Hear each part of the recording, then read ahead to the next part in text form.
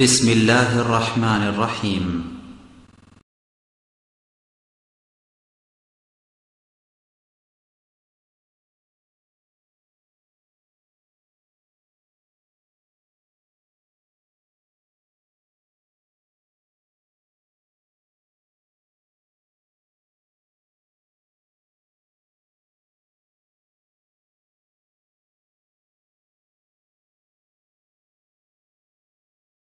إن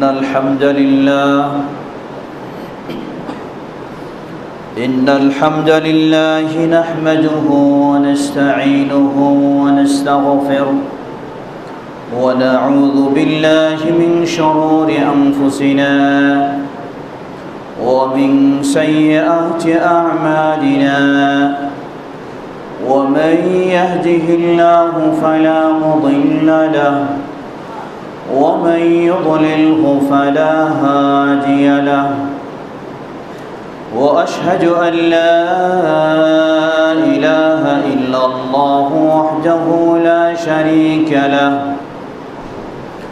وأشهد أن محمدًا عبده ورسوله يا أيها الذين آمنوا اتقوا الله حق تقاته ولا تموتن إلا وأنتم مسلمون يا أيها الناس اتقوا ربكم الذي خلقكم من نفس واحدة وخلق منها زوجها وبث منهما رجالا كثيرا ونساء واتقوا الله الذي تساءلون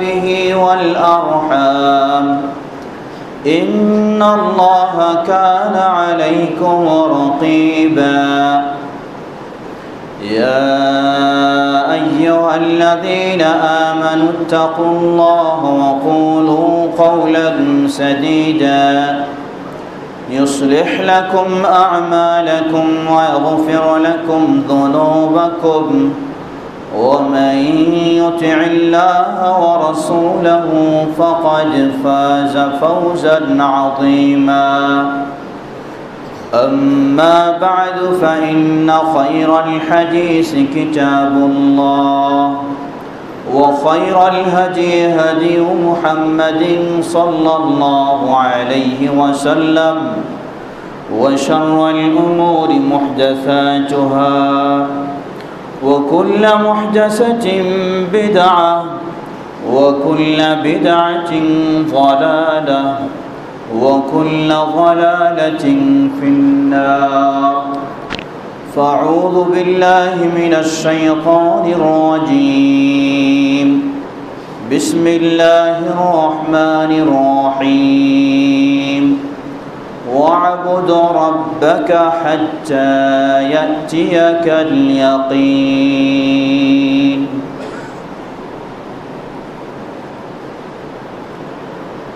আলহামদুলিল্লাহ। শুরুতে আবারও প্রশংসা জ্ঞাপন করছি সেই আল্লাহ সুবহানাহু ওয়া তাআলা, যিনি আমাদের জীবনে সুযোগ করে দিয়েছেন 1437 হিজরি রমাদান মুবারককে পাওয়ার। সেই রমাদানকে সুষ্ঠু সুন্দরভাবে যিনি সম্পন্ন করার সুযোগ করে দিয়েছেন সেই আল্লাহ সুবহানাহু ওয়া তাআলার যাবতীয় প্রশংসা, যিনি রমাদানের পরে আবারও শাওয়ালে তার দিনের পথেই চলার, দিনের পথে অটল থাকার তৌফিক দান করেছেন। তারই প্রশংসা জ্ঞাপনার্থে বলি আলহামদুলিল্লাহ। অতঃপর অসংখ্য সালাত ও সালাম পেশ করছি প্রিয় রাসূল মুহাম্মদ সাল্লাল্লাহু আলাইহি ওয়াসাল্লাম, তাঁর আসহাবে কেরাম, আহলে বাইত, শেষ দিবস পর্যন্ত তাঁর প্রতিটি একনিষ্ঠ অনুসারীদের উপর। সম্মানিত মুসল্লিবৃন্দ, রমাদান মাস গোটা দেশব্যাপী এই মুসলিম সমাজ শান্তিপ্রিয়ভাবে সুন্দরভাবে ইসলামের পথে চলার চেষ্টা করেছে, আল্লাহকে ডাকার চেষ্টা করেছে, আল্লাহকে সন্তুষ্ট রাখার চেষ্টা করেছে। কিন্তু ইসলামের পথে কতদিন? শুধু এই রমাদান মাস না, রমাদানের পরেও? আল্লাহ সুবহানাহু ওয়া তাআলা সূরা আল হিজরের সর্বশেষ আয়াতে তিনি বললেন, ওয়া'বুদ রাব্বাকা হাত্তা ইয়াতিয়াকাল ইয়াকিন। ইসলামের পথে শুধু রমাদান মাস নয়, আল্লাহর পথে শুধু রমাদান মাস নয়, আল্লাহকে স্মরণ করা, তার আনুগত্য করা শুধু রমাদান মাস নয়। ওয়া'বুদ রাব্বাকা হাত্তা ইয়াতিয়াকাল ইয়াকিন। যতক্ষণ না তোমার মৃত্যু আসে ততক্ষণ পর্যন্ত তোমাকে ইসলামের পথেই থাকতে হবে, রবের পথেই থাকতে হবে, রবের আনুগত্যেই জীবন অতিবাহিত করতে হবে। সুতরাং একজন মুসলিম রমাদান বিদায় নিলেও তার জীবনের ইবাদত বিদায় নিতে পারে না। রমাদান চলে গেলেও আল্লাহর সাথে তার আন্তরিকতা ও গভীর সম্পর্ক কখনো নষ্ট হতে পারে না। হতে পারে সুযোগ অনুযায়ী, রমাদানে পরিবেশ অনুযায়ী সে একটু বেশি অগ্রসর হওয়ার চেষ্টা করবে, কিন্তু সে ইসলামের পথে দুর্বল হয়ে পড়বে, আল্লাহকে ভুলে যাবে, এমনটি কোনো মুসলিমের জন্য শোভা পায় না। রমাদান আসলে সুদ ঘোষ হারাম ছিল, রমাদান চলে গেলে হালাল হয়ে যাবে, এটি কোনো মুসলিমের জন্য হতে পারে না। রমাদান আসলে অশ্লীলতা, বেপর্দা, বেহায়াপনা নিষিদ্ধ হয়ে যায়, রমাদান চলে গেলে সব বৈধ হয়ে যাবে, এমনটি কোনো মুসলিম পুরুষ ও নারীর জন্য কখনো হতে পারে না। একজন মুসলিম রমাদানে যেমনই আল্লাহকে ভয় করবে, রমাদানের পরেও তেমনইভাবে সে আল্লাহকে ভয় করবে।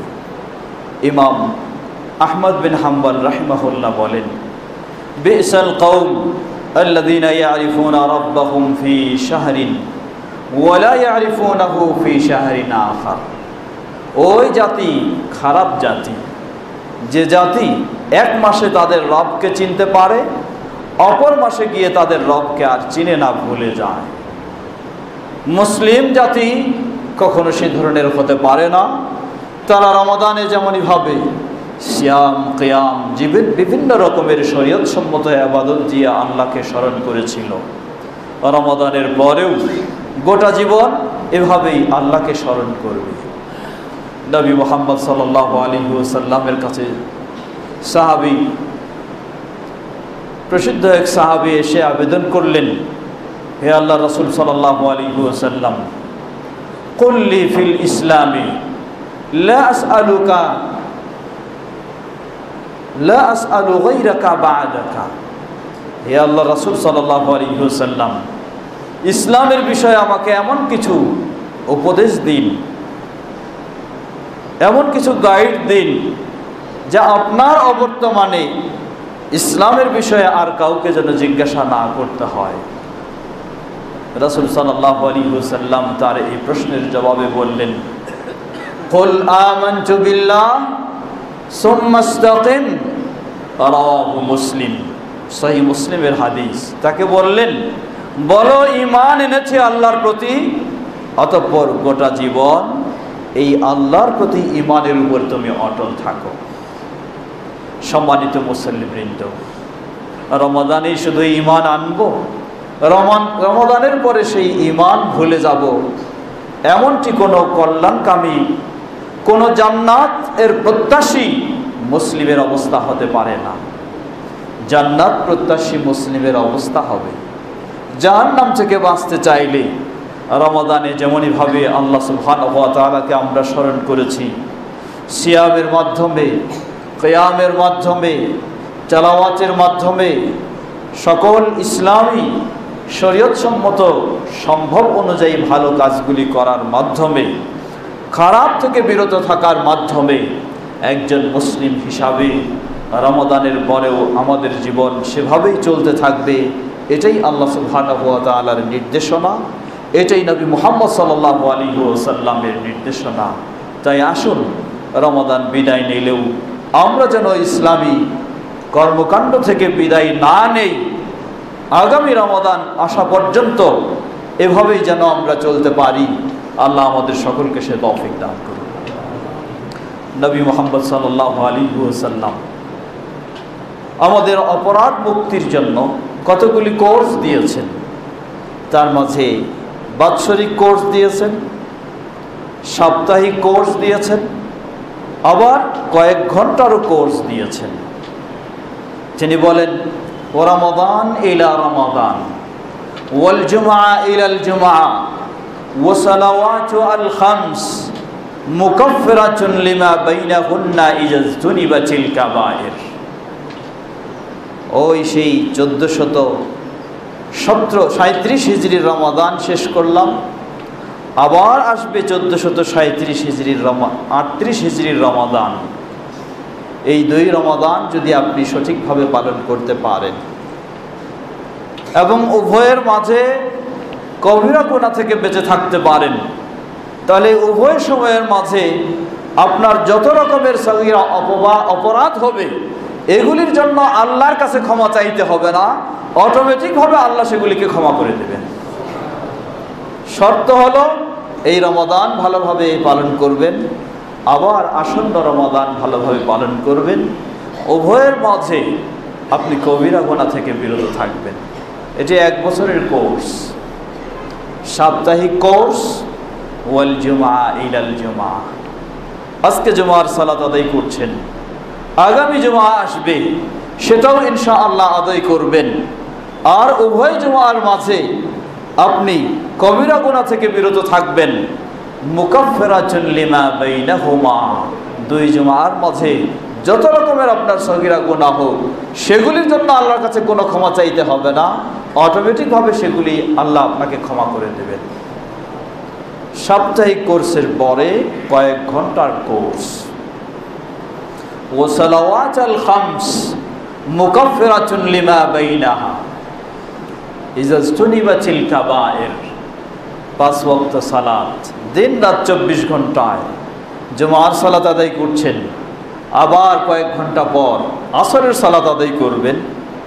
এই সময়টুকুর মাঝে আপনি যদি কবিরা গুনাহ থেকে বেঁচে থাকতে পারেন, তাহলে আপনার সগীরা গুনার জন্য আল্লাহর কাছে ক্ষমাও চাইতে হবে না। 2 সালাত সঠিকভাবে আদায় করেছেন, আল্লাহ সুবহানাহু ওয়া তাআলা এগুলিকে এমনি ক্ষমা করে দেবেন। ঠিক আসর থেকে মাগরিব, মাগরিব থেকে এশা, এশা থেকে ফজর, ফজর থেকে জোহর। সুতরাং একজন মুসলিম আল্লাহ রাসূল সাল্লাল্লাহু আলাইহি ওয়াসাল্লামের এই কোর্স যদি সে মেনে চলতে পারে, তাহলে আমরা অত্যন্ত জোর গলায় ঘোষণা দিতে পারি, এই মুসলিম দ্বারা সমাজে, পৃথিবীতে কোনো রকমের অন্যায় অপকর্ম ঘটতে পারে না। কারণ সে কবিরা গুনাহ থেকে বেঁচে থাকবে। কবিরা গুনাহ মানেই হলো যত রকমের খারাপ রয়েছে সেগুলিকে ইসলাম কবিরা গুনাহর মধ্যে সীমাবদ্ধ করেছে। আপনি দুর্নীতি করবেন, এটাও কবিরা গুনাহ। আপনি ঘুষ নেবেন, এটাও কবিরা গুনাহ। সুদ নেবেন, এটাও কবিরা গুনাহ। সুদ দিবেন, এটাও কবিরা গুনাহ। আরেকজনের সাথে অন্যায় করবেন, এটাও কবিরা গুনাহ। সন্ত্রাসী করবেন, এটাও কবিরা গুনাহ। চাঁদাবাজি করবেন, এটাও কবিরা গুনাহ। আরেকজনের সাথে অবিচার করবেন, এটাও কবিরা গুনাহ। বিচার ফায়সালায় অন্যায় করবেন, এটাও কবিরা গুনাহ। আরেকজনের অধিকার নষ্ট করবেন, এটাও কবিরা গুনাহ। স্বামী স্ত্রীর অধিকার একে অপরে নষ্ট করবে, এটাও কবিরা গুনাহ। সন্তানদের অধিকার নষ্ট করবে, এটাও কবিরা গুনাহ। বাবা মার অধিকার নষ্ট করবে, এটাও কবিরা গুনাহ। আল্লাহু আকবার। ইসলাম কত শান্তির জীবন, শান্তির সমাজ, শান্তির বিশ্ব তৈরির একটি পথ ইসলাম দিয়েছে। সম্মানিত মুসল্লিবৃন্দ, বিশ্ববাসীকে আমরা এই ইসলামের দিকে আহ্বান জানাতে চাই, যে ইসলাম বিশ্বে শান্তি প্রতিষ্ঠার বিকল্প কোনো পথ নেই। কোনো মানুষের, কোনো ব্যক্তির, কোনো গোষ্ঠীর কোনো মতবাদ দিয়ে কোনোদিন পৃথিবীর বুকে শান্তি প্রতিষ্ঠা হতে পারে না। পৃথিবীর বুকে শান্তি প্রতিষ্ঠিত হতে পারে একটি মতবাদ দিয়ে, একটি আদর্শ দিয়ে, যেই আদর্শ দিয়েছেন গোটা বিশ্বের মানব জাতির জন্য আল্লাহ সুবহানাহু ওয়া তাআলা, ইন্নাদ-দীনা ইনদাল্লাহিল ইসলাম। সেই ইসলামী আদর্শ ছাড়া আমাদের মাঝে, আমাদের সমাজে, আমাদের দেশে, বিশ্বে কখনো শান্তি বাস্তবায়ন করা সম্ভব হতে পারে না। যার কিছু নমুনা আমরা জানতে পারি, রমাদান মাস। রমাদান মাস পরিবেশটাকে আল্লাহ সুবহানাহু ওয়া তাআলা এমনভাবে করে দেন যেটি ইসলামী পরিবেশ খুব সহজে হয়ে যায়। কারণ আল্লাহ সুবহানাহু ওয়া তাআলা ইবলিসের ইবলিসি কর্মকাণ্ডকে স্থগিত করে দেন, খারাপ চেতনাগুলিকে স্তব্ধ করে দেন, ভালো চেতনাগুলিকে উদ্বুদ্ধ করে অগ্রগামী হওয়ার সুযোগ করে দেন। যার ফলে রমাদানে এমন একটি পরিবেশ তৈরি হয়, যত অন্যায়কারী সেও ভাবে এই রমাদানে কিভাবে আমি অন্যায় করি, যত দুর্নীতিবাজ সেও ভাবে এই রমাদানে কিভাবে আমি দুর্নীতির কাজ করি। যার ফলে একটি সুন্দর পরিবেশ তৈরি হয়। এটাই প্রমাণ করে সত্যি যদি আজকে পৃথিবীর মানুষ এই ইসলামকে ভালোভাবে মেনে নিত, ইসলামকে ভালোভাবে নিজেদের জীবনে বাস্তবায়ন করত, তাহলে বিশ্বব্যাপী শান্তি নিশ্চিত। এটি আমরা 100% নিশ্চিত হয়ে বলতে পারি। তাই আসুন রমাদান বিদায় দিয়েই আমরা আবার ভিন্ন পথে চলবো, ভিন্ন পথে হাঁটবো। এমনটি হতে পারে না রমাদানের পরে আবারও যেন আমরা সেই শান্তির পথেই চলে দেশে, সমাজে, সর্বত্রই শান্তি নিয়ে আসতে পারি, শান্তির পরিবেশ তৈরি করতে পারি। আল্লাহ আমাদের সকলকে সে তৌফিক দান করুন। সম্মানিত মুসল্লিবৃন্দ, এ বিষয়ে কথা দীর্ঘ করার প্রয়োজন মনে করছি না। অন্য আরেকটি বিষয় নিয়ে কিছু কথা বলতে চাই। প্রকৃতপক্ষে মানুষ জন্মগত সৃষ্টিগত স্বভাব নিয়েই মানুষ সকলে চায় শান্তি, সকলেই চায়। একজন হিন্দু হলেও চায়, একজন বৌদ্ধ হলেও চায়, একজন খ্রিস্টান হলেও চায়। তা কেন চায়? আল্লাহ রাসূল সাল্লাল্লাহু আলাইহি ওয়াসাল্লাম বলেন, সহিহুল বুখারীর হাদিস, কুল্লু মাউলুদিন ইউলাদু আলাল ফিতরা ফাআবাওয়াহু ইউহাউইদানি আও ইউনাসসিরানি আও ইউমাজ্জিসানি। প্রতিটি শিশু সন্তান যখন জন্ম লাভ করে সে ইসলামী আদর্শ ও স্বভাবের উপরেই জন্ম লাভ করে।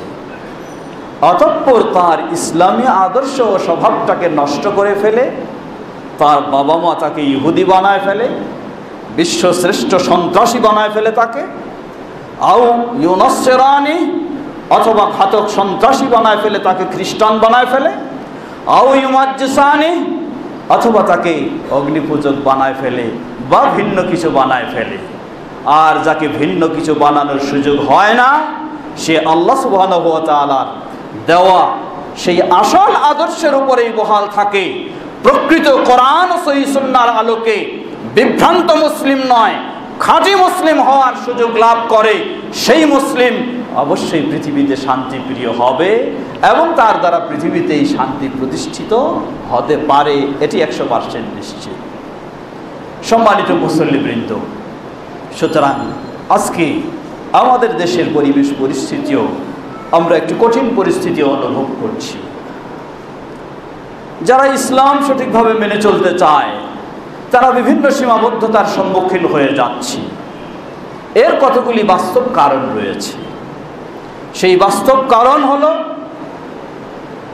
ইসলামের নাম দিয়ে কিছু ব্যক্তি যখন বিভ্রান্তি সৃষ্টি করে, তখনই যারা সত্যি ইসলাম প্রিয় ও ইসলাম মেনে চলতে চায় সঠিকভাবে, তারাও তখন সমস্যার সম্মুখীন হয়ে যেতে হয়। আমরা এমনই কিছুটা পরিবেশ পরিস্থিতি অনুভব করছি। সুতরাং আমরা স্পষ্টভাবে জানাতে চাই, ইসলাম কখনো এই ধরনের সন্ত্রাসী কর্মকাণ্ড, ইসলামের নাম দিয়ে, জিহাদের নাম দিয়ে, সংগ্রামের নাম দিয়ে, শাহাদাতের দোহাই দিয়ে, জান্নাতের আশা করে ইসলাম কখনো এই ধরনের বিভ্রান্তিমূলক কর্মকাণ্ডকে সমর্থন দেয় না। কখনো ইসলাম এগুলির সামান্যতম অনুমোদন দেয় না।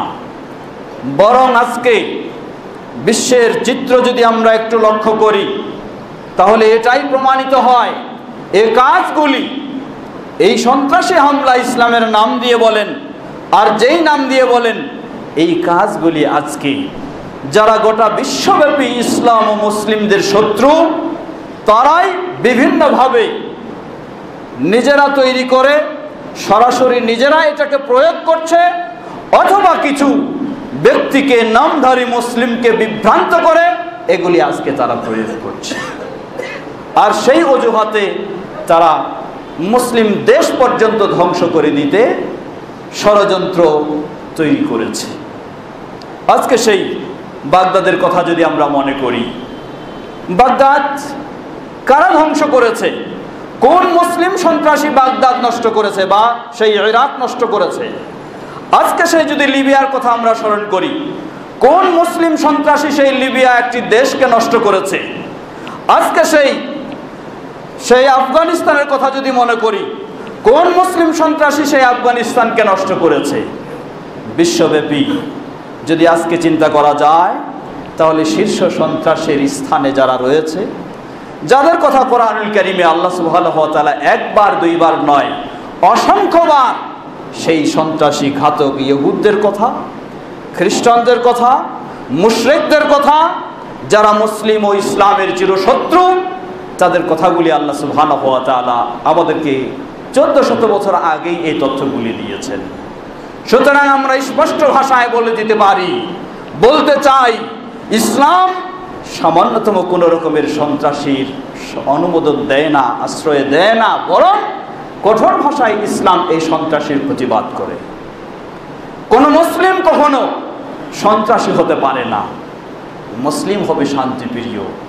নবী মুহাম্মদ সাল্লাল্লাহু আলাইহি ওয়াসাল্লাম পৃথিবীর বুকে সর্বশ্রেষ্ঠ মানুষের মাঝে যিনি সর্বশান্তিপ্রিয়, এক নম্বর সিরিয়ালে যিনি হলেন আমাদের প্রিয় নবী মুহাম্মদ সাল্লাল্লাহু আলাইহি ওয়াসাল্লাম, যাকে মুসলিম নয়, শুধু কোরআন নয়, বরং অমুসলিমরাও নবী মুহাম্মদ সাল্লাল্লাহু আলাইহি ওয়াসাল্লামকে পৃথিবীর বুকে শ্রেষ্ঠ শান্তিপ্রিয় ব্যক্তি হিসাবে স্বীকৃতি দিতে, ঘোষণা দিতে তারাও কম করেনি। আলহামদুলিল্লাহ, এটাই প্রমাণ করে সেই নবী মুহাম্মদ সাল্লাল্লাহু আলাইহি ওয়াসাল্লামের ইসলাম, সেই নবী মুহাম্মদ সাল্লাল্লাহু আলাইহি ওয়াসাল্লামের দিন কখনো কোনোভাবে এই সন্ত্রাসীর আশ্রয় দিতে পারে না। সুতরাং আজকে আমাদের একটু ভাবা দরকার, কেন এই সন্ত্রাসী আসে আমাদের সমাজে, কোন পথ দিয়ে আসে? আমাদের আজকে এই যুব সমাজ, তারা এই সন্ত্রাসী হামলার শিক্ষা কোথায় পায়? একটু ভাবা দরকার, একটু চিন্তা করা দরকার। শুধু সন্ত্রাসী করে যদি সারা জীবনটাই কথা বলি, কিন্তু কোন জায়গা থেকে এগুলি আসে সেটা ভাবার চিন্তা না করি, সেটা খোঁজার চিন্তা না করি, সেটা সমাধানের চিন্তা না করি, তাহলে আসলে এগুলি দূর করা তো খুব কঠিন। তাই প্রশাসনকেও আমাদের অনুরোধ, এই মসজিদের মেম্বার থেকে আমরা সেই আহ্বান জানাই, কারা এই সন্ত্রাসী শিক্ষা দেয় সেটা একটু খুঁজে দেখতে হবে এবং সেই সন্ত্রাসী শিক্ষা বন্ধ করার চেষ্টা করতে হবে।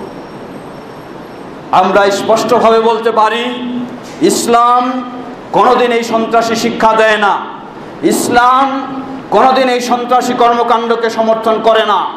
ইসলাম সর্বাবস্থায় এই সন্ত্রাসী কর্মকাণ্ডকে নিষিদ্ধ করেছে, এখনো নিষিদ্ধ। যতদিন পৃথিবীতে ইসলাম থাকবে ততদিন সন্ত্রাসী কর্মকাণ্ডকে ইসলাম নিষিদ্ধ করবেই। এটাই হলো ইসলামের বৈশিষ্ট্য। আমাদের দেশে আফসোস করতে হয়, ছোট্ট বাচ্চাদেরকেও দেখবেন যে আজকে এই সন্ত্রাসী হামলা কিভাবে করতে হয় সেই শিক্ষাগুলি দেওয়া হচ্ছে, যুবকদেরকে দেওয়া হচ্ছে, সকল শ্রেণীর মানুষকে দেওয়া হচ্ছে। দেখবেন রাস্তাঘাটে, বিভিন্ন সিনেমার হলের বাইরে দেখবেন পোস্টারিং করা রয়েছে বড় বড়, বিশেষ করে ওই বিদেশি ছবিগুলির পোস্টারিংগুলি দেখবেন, কে কাকে কিভাবে গুলি করবে, কে কাকে কিভাবে পিস্তল ধরবে, কে কাকে কিভাবে চাকু মারবে, কে কাকে কিভাবে বোমা মারবে, এই শিক্ষাগুলি দেওয়া হচ্ছে আজকে এই সিনেমার হলগুলিতে, এই নাটকগুলিতে। আজকে কি প্রশাসন এই সমস্ত এই সন্ত্রাসী শিক্ষাগুলি বন্ধ করার কোনো ব্যবস্থা নিয়েছে? যদি না নেয় তাহলে তো এই সন্ত্রাসী চিন্তা চেতনা সেগুলি থেকে আমাদের এই যুবকেরা বলেন, এমনকি ছোট বাচ্চারা সেগুলি থেকে শিক্ষা নিচ্ছে। একজন মুসলিম শিশু সন্তানকে ইসলাম শিক্ষা দেয়, তার বাবা মার প্রতি অত্যন্ত তাকে শ্রদ্ধাশীল হতে হবে। আর যে বাবা মার প্রতি শ্রদ্ধাশীল হয় সে কখনো কোনোদিন সন্ত্রাসী কর্মকাণ্ড করতে পারে না। আজকে দেখুন, যে কয়েকজন সন্ত্রাসী হামলা যারা চালিয়েছে আমাদের এই দেশে গুলশানে, তাদের পরিচয় হিসেবে দেওয়া হচ্ছে তারা ঘর ছাড়া, বাবা মা ছাড়া, মানে বাবা মা থেকে সরে চলে এসেছে, বাবা মার সাথে কোনো যোগাযোগ নেই। তাহলে ইসলাম একটি সন্তানকে শুরুতেই শিক্ষা দিচ্ছে তার বাবা মার সাথে সদাচরণ করতে হবে, তার বাবা মার আনুগত্য স্বীকার করতে হবে, ঠিক বাবা মার সাথে প্রতিবেশীর মানুষদের সাথে সদাচরণ করতে হবে। আজকে আমাদের এই সন্ত্রাসী এই হামলার কর্মকাণ্ড শিক্ষা এতদিন দাবি করা হতো, অপবাদ দেওয়া হতো, এগুলি নাকি মাদ্রাসায় শিক্ষা দেওয়া হয়। স্পষ্ট হয়ে গেছে আলহামদুলিল্লাহ, এটি আল্লাহ সুবহানাহু ওয়া তাআলার বিশেষ অনুগ্রহে স্পষ্ট হয়ে গেছে। না, এই সন্ত্রাসী কোনো মাদ্রাসায় শিক্ষা দেওয়া হয় না, কোনো মসজিদে শিক্ষা দেওয়া হয় না, এই সন্ত্রাসী শিক্ষা দেওয়া হয় ওই হলগুলিতে, ওই ইউনিভার্সিটিগুলিতে। সেটা আজকে স্পষ্ট হয়ে গেছে। আজকে মাদ্রাসার ছাত্র এই সন্ত্রাসী হামলা চালায়নি, চালাচ্ছে আজকে সেই ইউনিভার্সিটির ছাত্রগুলি, চালাচ্ছে সেই থিয়েটারের দর্শকগুলি, চালাচ্ছে ওই নেশার পরিবেশের, নেশার কেন্দ্রের সেই অনুসারীরা। আমাদের একজন ওই সেই পুলিশ কর্মকর্তার মেয়ে, একজন মেয়ে নেশাগ্রস্ত হয়ে কিভাবে তার বাবা মাকে পর্যন্ত হত্যা করে, এটা কি সন্ত্রাসী হামলা নয়? এটা কি সন্ত্রাসী আচরণ নয়? ইসলাম এটাকে হালাল করেছে না হারাম করে দিয়েছে? বর্তমান সমাজ এটাকে হালাল করে দিচ্ছে, কিন্তু ইসলাম 1400 বছর আগেই এই নেশার কর্মকাণ্ডগুলিকে হারাম করে দিয়েছে। আজকে আধুনিক শিক্ষার নাম দিয়ে, ইংলিশ মিডিয়ামের নাম দিয়ে, আর উন্নত শিক্ষার নাম দিয়ে ওই সমস্ত পরিবেশগুলি, সেই পরিবেশগুলি আজকে নেশার পরিবেশ তৈরি করে দেওয়া হয়েছে। সেই পরিবেশগুলি থেকে আজকে এই সন্ত্রাসী চিন্তাগুলি বের হয়ে আসছে, সেই পরিবেশগুলি থেকে আজকে এই সন্ত্রাসী তৈরি হচ্ছে। এটি আজকে ভাবতে হবে, একটু বুঝতে হবে। কারণ ইসলাম 1400 বছর আগে থেকে পৃথিবীর বুকে রয়েছে। মুহাম্মদ সাল্লাল্লাহু আলাইহি ওয়াসাল্লাম যে শরিয়া নিয়ে এসেছেন, সেই শরিয়ায় আজও কোনো দিন, সেই ইসলামে আজও কোনো দিন এই ধরনের সন্ত্রাসী কর্মকাণ্ডের অনুমতি কোথাও কোনোভাবেই দেওয়া হয়নি, কোনোভাবেই সম্মতি দেয় না। অতএব এগুলি কই তৈরি হয় সেটি একটু ভাবতে হবে, সম্মানিত মুসল্লিবৃন্দ। সুতরাং প্রতিটি অভিভাবককে আমরা সচেতন করতে চাই। আপনার সন্তান, আপনি সন্তানকে অনেক বড় করবেন, অনেক প্রতিষ্ঠিত করতে চান, সেই লক্ষ্যে আপনি ওই প্রতিষ্ঠানগুলিতে দিয়ে তাকে ছেড়ে দিয়েছেন, তার খোঁজখবর নিচ্ছেন না, না তার সালাত রয়েছে, না তার সিয়াম রয়েছে, না তার দিন রয়েছে, না তার আকীদা রয়েছে। আপনি চাচ্ছেন আপনার এই সন্তান দেশের আদর্শ নাগরিক হবে? আপনি চাচ্ছেন আপনার এই সন্তান সুসন্তান হবে? কোশ্চেন কালেও নয়, লক্ষ কোটি প্রমাণ আপনি নিয়ে নেন, ওই সন্তান সুসন্তান হতে পারে না যেই সন্তানকে আপনি প্রকৃত ইসলামের শিক্ষা দিচ্ছেন না। আজকে দেশে পর্যায়ক্রমে ইসলামী শিক্ষাকেও সংকুচিত করে দেওয়া হচ্ছে। তাহলে কিভাবে একজন সন্তান আদর্শ সন্তান হবে, সন্ত্রাসমুক্ত সন্তান হবে, নেশামুক্ত সন্তান হবে, দেশের সুনাগরিক হয়ে গড়ে উঠবে? কখনো সম্ভব নয়। সুতরাং প্রতিটি অভিভাবকেরও অত্যন্ত গুরুত্বপূর্ণ একটি দায়িত্ব, বাবা হিসাবে, মা হিসাবে আপনার সন্তান কোন পথে চলেছে আপনাকেও বিষয়টি ভাবতে হবে। আপনি যদি সত্যি সন্তানের রব্বির হামহুমা কামা রব্বায়ানি সগীরা এই দোয়া সন্তানের মুখ থেকে পেতে চান, তাহলে আপনার সন্তানকেও কোরআন ও সহিহ হাদিসের আলোকে সঠিক ইসলাম, ইসলামের নামে কোনো বিভ্রান্ত চিন্তায় নয়, সঠিক ইসলামের উপর তাকে অবশ্যই গড়ে তুলতে হবে। তাহলে ইনশাআল্লাহ আপনার এই সন্তান, আপনি উপকৃত হবেন, সমাজ উপকৃত হবে, দেশ উপকৃত হবে, গোটা মুসলিম উম্মাহ মানব জাতি উপকৃত হবে, এতে কোনো সন্দেহ নাই। আমরা যেন সেই সন্তানই করতে পারি। সেই আহ্বানই প্রতিটি বাবা মার কাছে, সেই আহ্বানই দেশবাসীর কাছে, সেই আহ্বানই গোটা বিশ্বের মানুষের কাছে। আর তার একটি মাত্র পথ, তা হলো নবী মুহাম্মদ সাল্লাল্লাহু আলাইহি ওয়াসাল্লাম যে আদর্শ আমাদেরকে দিয়েছেন, যেই শরিয়া আমাদেরকে দিয়েছেন, যে নীতিমালা আমাদেরকে দিয়েছেন, সে আলোকেই আমাদের সন্তানদেরকে গড়ে তুলতে হবে। তাহলে আমরা আদর্শ সন্তান করতে পারবো, আদর্শ নাগরিক তৈরি করতে পারবো, সর্বত্র শান্তির পরিবেশ তৈরি করতে পারবো। আল্লাহ সুবহানাহু ওয়া তাআলা আমাদের সকলকে সে তৌফিক দান করুন। আমিন ওয়া আখিরু দাওয়ানা আলহামদুলিল্লাহ।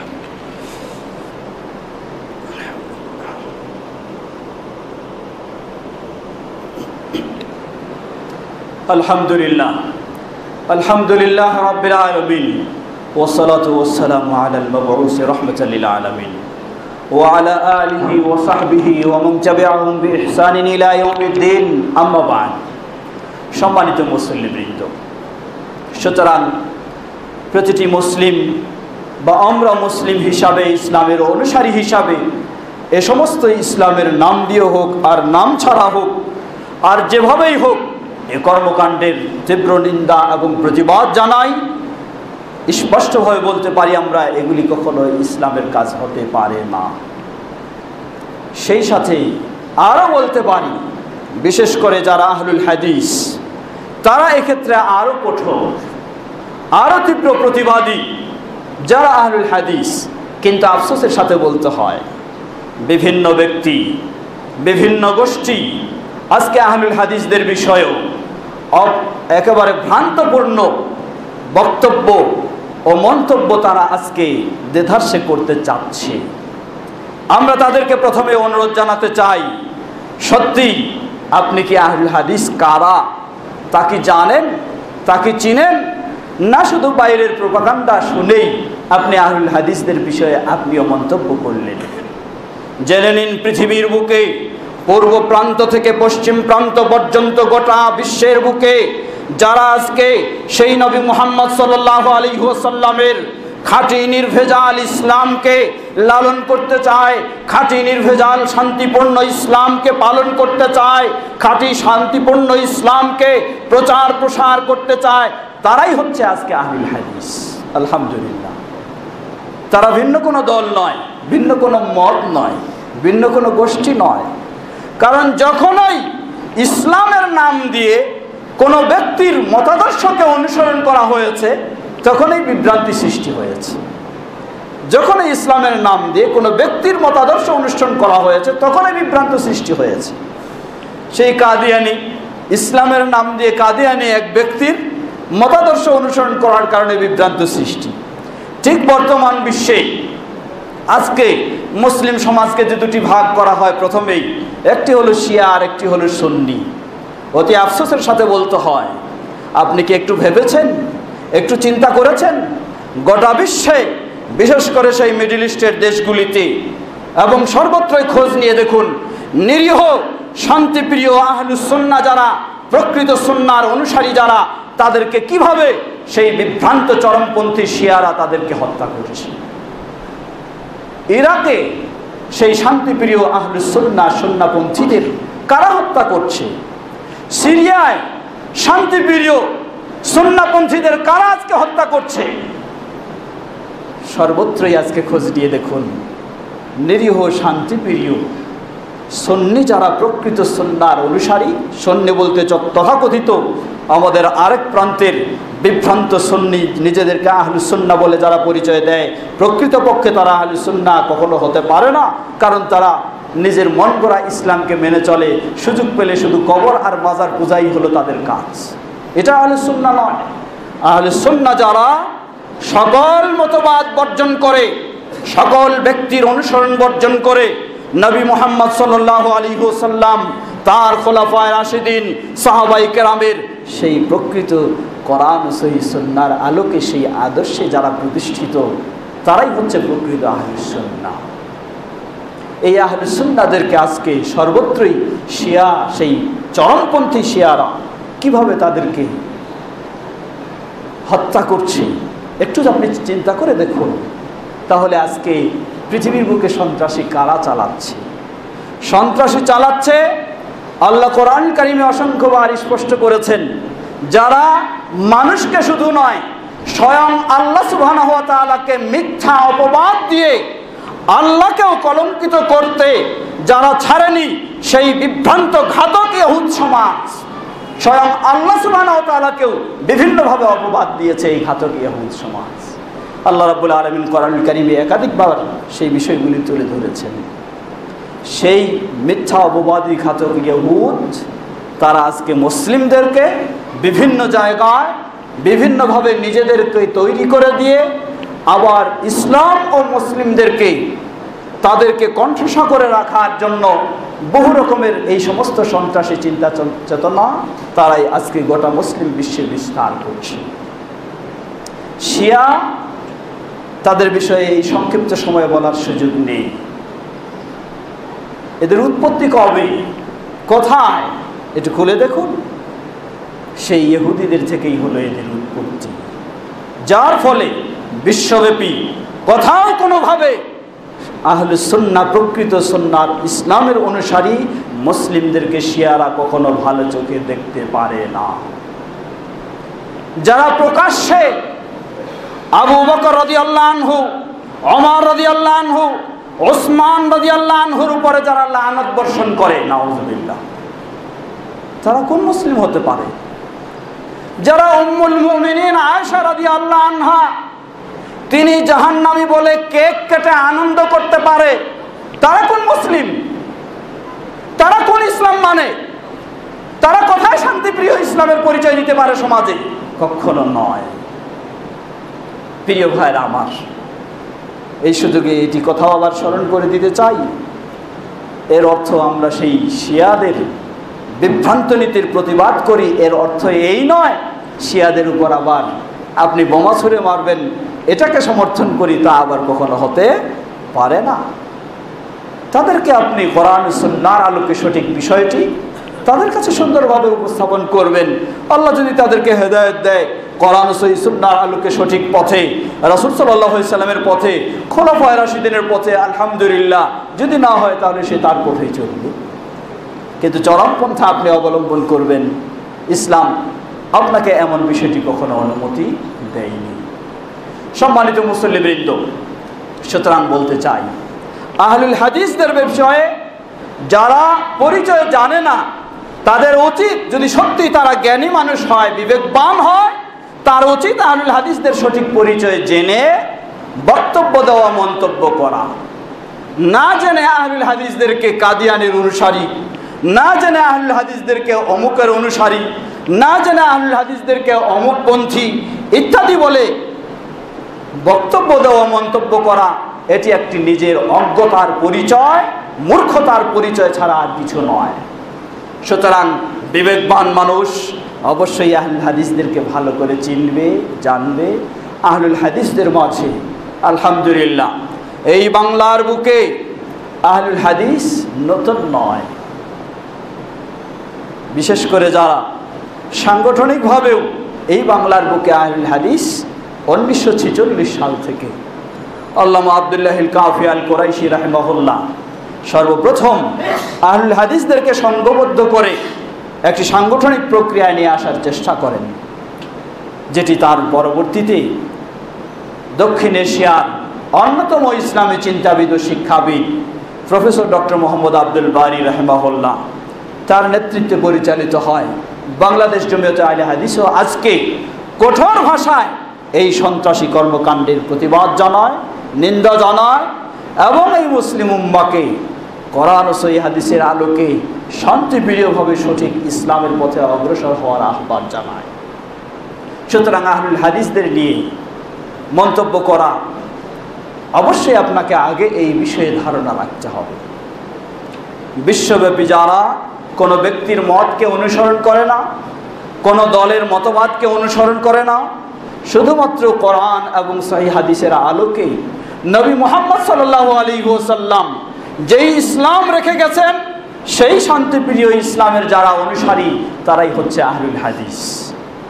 আমাদের বিশ্বাস গোটা বাংলার প্রতিটি মানুষ যদি আহলুল হাদিস হয়ে যেত, প্রতিটি মুসলিম, তাহলে বাংলার বুকে ওই ধরনের ইসলামের নামে বিভিন্ন রকমের বিভ্রান্তি পরিবেশ তৈরি করার কোনো সুযোগ থাকতো না ইনশাআল্লাহ। সেই প্রেক্ষাপটে এই প্রসঙ্গে আরেকটি বিষয়ে সতর্ক করে দিতে চাই।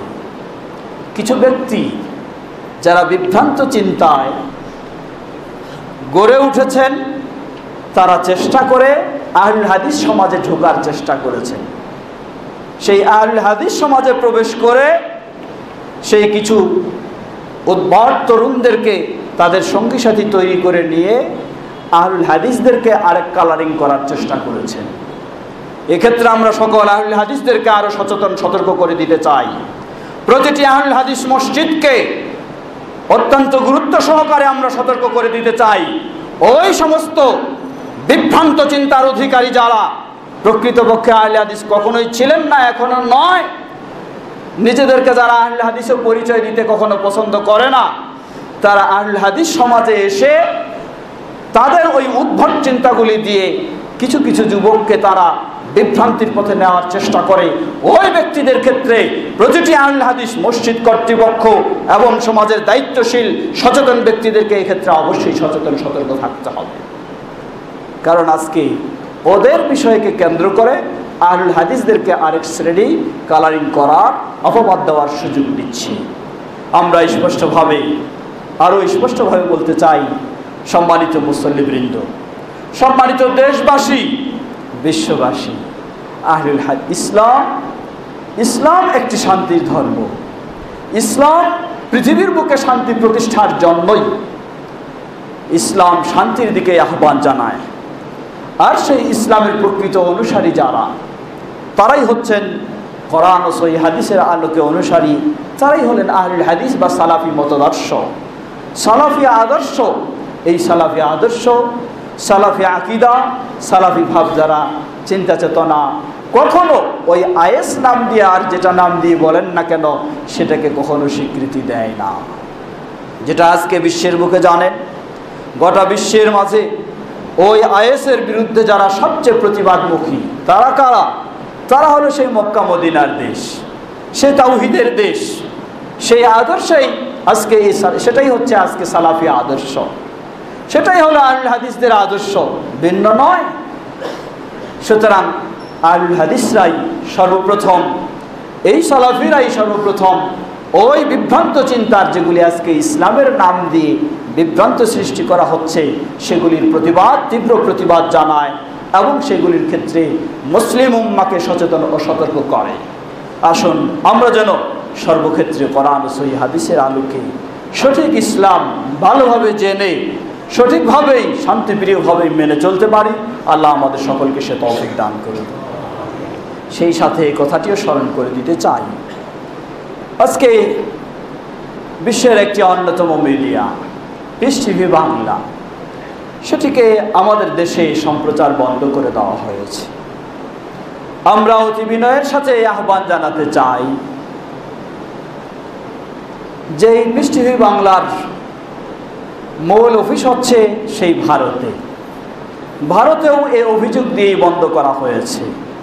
কিন্তু আলহামদুলিল্লাহ ভারতের সেই গোয়েন্দা সংস্থারা তারা বহু পরীক্ষা নিরীক্ষা করে এই ঘোষণা দিয়েছেন যে পিস টিভি বাংলার আলোচনায় বা পিস টিভি বাংলার পরিচালকে তাদের মাঝে যা অভিযোগ দেওয়া হয়েছে তার সামান্যতম কোনো তারা সম্পর্ক খুঁজে পাননি। আলহামদুলিল্লাহ। আরো আশ্চর্যের বিষয় হলো, আফসোসের সাথেও বলতে হয়, আমাদের দেশে তথাকথিত এক শ্রেণীর মুফতি, এক শ্রেণীর মানুষ যারা নিজেদেরকে আলেম পরিচয় দিয়ে পিস টিভি বাংলার বিরুদ্ধে এত বিষোদগার রচনা করলেন। তারা নিজেদেরকে কেউ হয় দেওবন্দি তরিকার মানুষ বলে দাবি করলেন, কেউ তাবলিগি বলে দাবি করলেন। কিন্তু আফসোসের বিষয় হলো, সেই দেওবন্দীদের সবচেয়ে কেন্দ্র হচ্ছে ভারতের দেওবন্দ মাদ্রাসা। সেই দেওবন্দের যিনি শীর্ষ নেতৃত্বে রয়েছেন আল্লামা আরশাদ মাদানী, তিনি পিস টিভি বাংলার সপক্ষে তার বক্তব্য দিয়েছেন। তিনি ডক্টর জাকির নায়েকের সপক্ষে তার সমর্থন সুন্দরভাবে দিয়েছেন। আর আমাদের দেশে যারা দেওবন্দি বলে পরিচিত তারা কিভাবে আবার এটার বিরুদ্ধে অবস্থানে যেতে পারেন, খুব আশ্চর্যের বিষয়। সেই তাবলিগ জামাতের যিনি শীর্ষ মুরব্বী তাদের, সেই মাওলানা তারিক জামিল, তিনি স্পষ্টভাবে বলেছেন তার জানা মতে 10 বছরের শোনা জানা ইত্যাদির আলোকে পিস টিভি বাংলা বা ডক্টর জাকির নায়েকের মাঝে ওই সমস্ত চিন্তা চেতনা কোনোদিন পাননি, সঠিক ইসলামী হিসাবেই তারা পেয়েছেন। তাহলে সেই তাবলিগ জামাতের শীর্ষ মুরব্বীও যদি এই স্বীকৃতি হয়, আবার বাংলাদেশে যারা ওই অনুসারী বলে দাবি করে এটার বিরোধিতা করে, এটা কোন ষড়যন্ত্র, এটা কোন চিন্তা, এটা কোন ইনসাফ? তাই আমরা বলবো পিস টিভি বাংলা আমাদের জানা মতে, বিশেষ করে যেহেতু এদেশের পিস টিভি বাংলার শুধু স্পিকার যারা তারা বিদেশের তা নয়, এদেশের স্বনামধন্য প্রায় অর্ধশত বিশিষ্ট আলেম স্কলার তারাও হলেন পিস টিভি বাংলার আলোচক। তাদের আলোচনা আপনি একটু যাচাই বাছাই করে দেখুন, মানুষের কথায় শুধু কান না দিয়ে নিজে একটু শুনে দেখার চেষ্টা করুন। আমার বিশ্বাস ভারতের গোয়েন্দা সংস্থা যেমনইভাবে ওই ডক্টর জাকির নায়েকের শতাধিক প্রোগ্রাম বা আলোচনা ভালোভাবে শুনে এই সার্টিফিকেট দিয়েছে, আমাদেরও গোয়েন্দা সংস্থা রয়েছেন, তারাও যদি এই ধরনের একটা বাস্তব পরীক্ষা করে দেখার চেষ্টা করেন তাহলে এই বিষয়টি ইনশাআল্লাহ স্পষ্ট হয়ে যাবে যে এটার কোনো রকমের ওই বিভ্রান্ত চিন্তার সাথে সম্পর্ক নেই। আলহামদুলিল্লাহ। কারণ একটা বিষয় বলা যায় যে যার বাড়ি সে তার বাড়ি সম্পর্কে ভালো জানে। পিস টিভি বাংলার স্পিকার আমরা, আমাদের চেয়ে পিস টিভি বাংলার বিষয় অন্য কেউ বেশি জানবে এটা হইতে পারে না। আমরাই বেশি জানবো এর ভিতরে কি আছে না আছে। কমপক্ষে আমাদের লেকচার, বিশেষ করে আমার প্রায় 500-এর মতো লেকচার পিস টিভি বাংলায় রয়েছে। আপনারা পরীক্ষা করে দেখুন। আমরা তো এই দেশের মানুষ, এ দেশের শান্তি চাই, এ দেশে সত্যিকারী ইসলাম চাই, এ দেশে শান্তির ইসলাম চাই। আমাদের বক্তব্য পরীক্ষা করে দেখুন, কোন রকমের সেই সমস্ত বিষয়গুলির ওই সন্ত্রাসী কর্মকাণ্ডের প্রতিবাদ ছাড়া, সেটার প্রতি ঘৃণা ছাড়া, সেটার নিষিদ্ধ ছাড়া কোন রকমের লিঙ্ক পান কিনা একটু পরীক্ষা করে দেখে তারপরে চূড়ান্ত সিদ্ধান্তে যাওয়ার জন্য আমরা প্রশাসনকে, সরকারকে বিশেষভাবে আহ্বান জানাবো। কারণ আমাদের বিশ্বাস এদেশের সুনাগরিক তৈরি করতে পিস টিভি বাংলা যতটুকু ভূমিকা রাখে, এদেশের শত চ্যানেল থাকলেও সেগুলি তার 100 ভাগের 1 ভাগও এদেশের শান্তিপ্রিয় নাগরিক তৈরি করতে ভূমিকা রাখে না। আজকে ওই সেই বিভিন্ন চ্যানেলগুলি কিভাবে দাম্পত্য জীবনে কলহ সৃষ্টি হবে সেই ভূমিকায় আজকে ওই চ্যানেলগুলি রাখছে।